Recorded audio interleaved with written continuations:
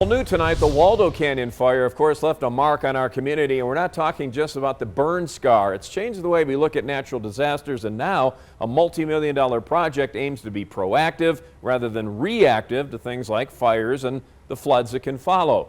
News 5's Colette Bordelon live tonight right by Garden of the Gods, where that's located. Tell us more about the Camp Creek drainage project. Colette?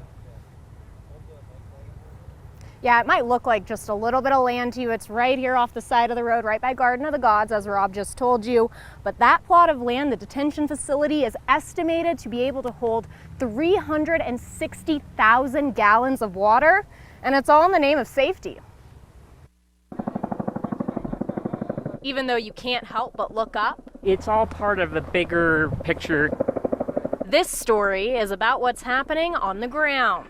We had a mess on our hands. Mayor John Suthers thinking back on the Waldo Canyon fire. It's not a question of whether we're going to have another wildfire. It's a question of when. And when it happens, the ground can't absorb water like it normally does, meaning floods are bound to follow. It was very clear we needed to do something much more dramatic. In comes the Camp Creek Drainage Improvement Project, a partnership between federal, local, and state agencies, mainly funded through a grant from FEMA for around $9 million.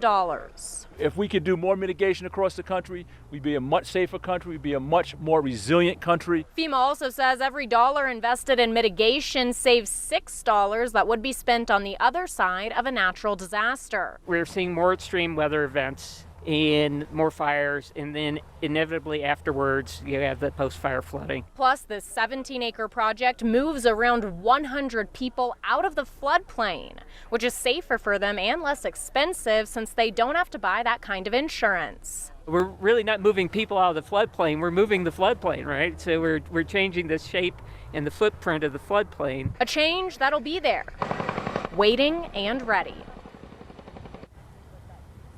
Now, there is already a bit of vegetation growing on that plot of land. Mayor John Suthers says that's around 9 months worth. He says to give this a little bit more time, and you might not even notice it when you're driving on the road right next to it. Always watching out for you, Colorado Springs. Colette Bordelon, News 5.